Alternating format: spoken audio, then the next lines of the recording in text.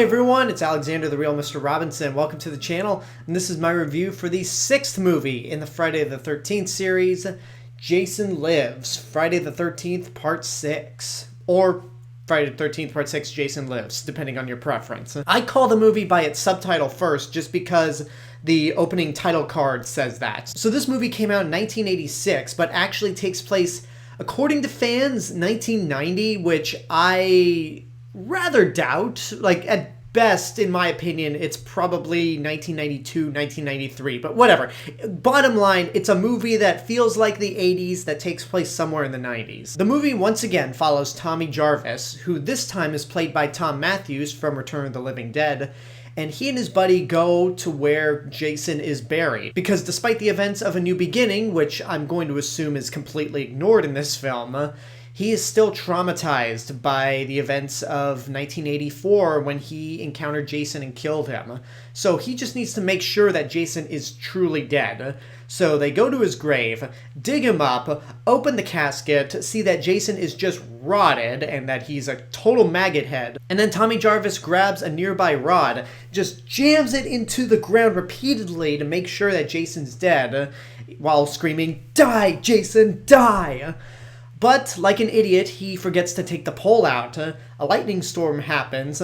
Jason gets electrocuted by a bolt of lightning, and just like the Frankenstein monster, Jason is brought back to life. He kills Tommy's buddy, and then he starts heading towards Crystal Lake, which in this movie is renamed to Forest Green. Like I said when I reviewed A New Beginning, Jason Lives was one of the Friday the 13th movies that I've actually seen prior to doing this series of reviews. I saw it for the first time actually last Halloween, 2019, and in my opinion, whereas I think A New Beginning is the worst of the Friday the 13th series so far, as I'm recording this review, I only have to see Jason Goes to Hell next. But anyway, in the sense that I think New Beginning is the worst movie in the series, I think Jason Lives is the best film in the series. And I don't even mean that as a backhanded compliment at all. I legitimately like Friday the 13th Part 6, and honestly, it's the only Friday the 13th movie that I can legitimately say is good. Because prior to seeing these movies, I just thought, oh, they're all kind of bad anyway. Even with the first movie, it's not all that special. But when I watched Jason Lives for the first time, I was like, wow, this is actually much better than people would give it credit for. Even Gene Siskel, when this movie came out, he didn't give it a good review, but he did say that it is the least offensive film in the most offensive film series ever. So, not exactly high praise, but considering that this is the same critic who hated the first movie so much that he spoiled the ending and even gave Betsy Palmer's address away in his review incorrectly, he still managed to call this the best movie in the series. Or, again, in his words, the least offensive. I'm going to get back to that quote a little later and kind of elaborate on why I think he said what he said. But Jason Lives works for me for many reasons. First of all, Jason Voorhees. Obviously, the last movie was a complete dud because Jason was not the killer, despite the fact that the movie kept trying to fool you into thinking that Jason, in fact, was the killer, but he wasn't. This movie is straight up full-blown Jason. He is on screen every chance they get to show him. They never hide him, which was one of my biggest complaints about the first couple of movies, is that you already established Jason as the killer. Why are you trying to hide him like he's an unknown? We know who Jason Voorhees is. So in this movie, it's almost like they went, oh, you want Jason Voorhees? Well, we're going to give you as much Jason Voorhees as you can stomach. And in my opinion, I think that's one of the best decisions this movie has made. But another thing that's really important about this movie is that this is the version of Jason Voorhees that everyone thinks of when they think of Jason Voorhees. Because if we're going to look back at the history of this series, we all know that Jason wasn't the killer in the first movie. He doesn't appear until the second movie, but he's wearing a sack over his head. And in the third movie, it might have been the one where he actually gets his hockey mask, but in that movie and the final chapter, he's still just this disfigured freak living in the woods. He's still a mortal human being, technically. And in this movie, he is officially turned into an undead zombie, And that's the version you probably think of whenever you think of Jason Voorhees. When you look at Jason Voorhees in the other movies, it's kind of like Dragon Ball Z. This isn't even my final form. And now we're at part 6. Funny enough, it's a 12-movie series, with 11 movies being in one continuity, and only by the 6th movie do we get the Jason Voorhees that made him the icon that he is. Another thing that really works about the movie for me is the tone of the film. I've always had a problem with the last few movies where they didn't really seem to know what they wanted to be in terms of establishing a tone. You'd have moments throughout those movies where they try to build up some suspense and be scary slasher movies, but then those are followed up by moments where you have a guy in a wheelchair getting whacked in the face with a machete and then rolling backwards down an infinite amount of stairs. And you're like, okay, these two tones don't really mix that well. I mean, they can, you're just not executing them in a proper manner. And if I'm going to be totally honest, it's the more comedic moments that make those movies for me. Even if they're unintentionally funny, I would take them over the moments where the movies actually try to be scary. And one of the good things about Jason Lives is that it sets its tone as comedic. It's almost like this movie had a mission statement to be a horror comedy. We're going to include intentionally funny humor, whether it's sight gags or bits of meta humor that predate Scream by 1 decade. In fact, Kevin Williamson, who wrote Scream, actually cited Jason Lives as one of his inspirations for that movie. And there's a line in this movie that really shows that yeah, this is a completely different movie from the others and definitely has a meta sensibility to it. The line in question is when 2 camp counselors are driving through the middle of the woods. They see Jason. The driver suggests that they turn around. The other counselor says, "Why?" And then she responds with, "Because I've seen enough horror movies to know that any weirdo wearing a mask is never friendly." And I didn't know this until I listened to Junk Food Cinema's episode on Jason Lives, but apparently that line was so groundbreaking for the horror genre, because apparently in these kinds of horror movies didn't really exist. For example, when it comes to something like a zombie movie, most of the time they exist in a universe where zombie movies don't exist. Which, if I'm going to sidetrack for a second, is one of the reasons why I think Anna and the Apocalypse is such a good zombie movie. Not just based on its charm, but based on the fact that zombie movies actually exist in this universe, and you have a character who's well versed in them. And then there's another line in this movie that is purely meta, and probably is what the Paramount executives thought when they had to make another Friday the 13th movie with Jason Voorhees. It comes from the cemetery caretaker who finds that Tommy Jarvis and his friend dug up Jason Voorhees, so he has to bury him all over again.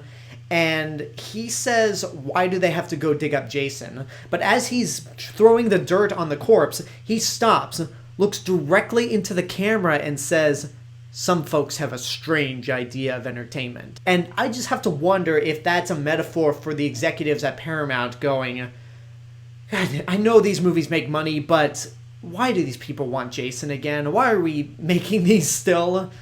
So that's definitely the tone of this movie, if you want to get an idea of what to expect if you ever see this. And then you have the characters in this movie, which normally for a Friday the 13th movie, I wouldn't care that much about. But this is actually the only movie in the series that has characters that I actually like and want to see make it to the end.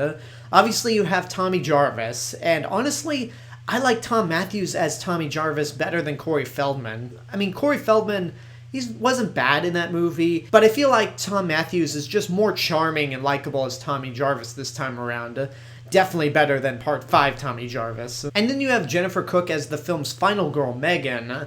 And she's charming, she's spunky, and next to Ginny from Part 2, she's one of my more favorite final girls. And when you watch this movie, you could really tell that she has the hots for Tommy Jarvis. There's a lot of scenes in this movie where she is just head over heels for him. And then there's one car chase in the movie where she and Tommy Jarvis are trying to escape from the authorities because they think Tommy Jarvis is going around killing people to try to stir up rumors that Jason is alive. And Megan tells Tommy Jarvis to hide the whole time. So her method is just to put his head down near her crotch. And it's a little gratuitous right there, but there's a moment where Tommy Jarvis is just bobbing back and forth in her lap, and she says something along the lines of, That's what I want. So there are definitely weird moments like that, but I think these two actors really do well together, and they're just so charming. Now, so far, I've just been giving this movie nothing but praise, and in my opinion, rightfully so, because I think it truly is the best movie in the series. But I don't want anyone to go into this thinking it's going to be amazing or just brilliant all around, because you gotta take into consideration that it is a Friday the 13th movie. The overall story is still the very same that it was in the last few movies. Jason goes around the campsite killing people in creative ways, or at least as creative as the MPAA is allowing them. So again, you have to keep in mind that it's still very much a Friday the 13th movie. And also, there are a handful of problems with this movie as well. I mentioned the kills and the MPAA. For all the cool things that this movie ends up doing, the kills are actually not the highlight of the film. Now, the kill in the opening sequence, I think, is probably the most brutal in the entirety of this movie, where Jason pretty much pulls a Temple of Doom on Tommy Jarvis's friend and punches his heart out. And it's really the most graphic kill of the movie. And apparently when this movie airs on TV, it kind of looks like Jason pushed him to death. But that's the most graphic this movie ever gets in terms of its kills. Everything else is just kind of tame by comparison. Now, admittedly, as tame as the kills are in this movie in terms of gore, there are some clever comedic setups for some of these kills. For one, there's a sequence with the paintballers, which is honestly one of the worst parts of the movie, honestly. But you have this misogynistic paintballer who's just hacking up branches with a machete, and he's talking about how women should stay in the kitchen and shouldn't be allowed to play paintball, which, yeah, that's totally a misogynistic douchebag right there. But Jason grabs the guy's arm, throws him against a tree, and for some reason it has a smiley face in it. The guy dies, but Jason still has his arm. And what's funny about that moment is that Jason just looks at the machete that he got, but sees that he also has the guy's arm, and he's like, oh, okay, I got this too. For me, it's one of the very few times where Jason actually shows some sense of consciousness, and in that sense, it's a fun kill. Another fun kill is with the caretaker who's drinking this bottle of liquor, and it's empty. He says, "You're gonna be the death of me, but what a way to go." He throws it back behind him. He doesn't hear a crash.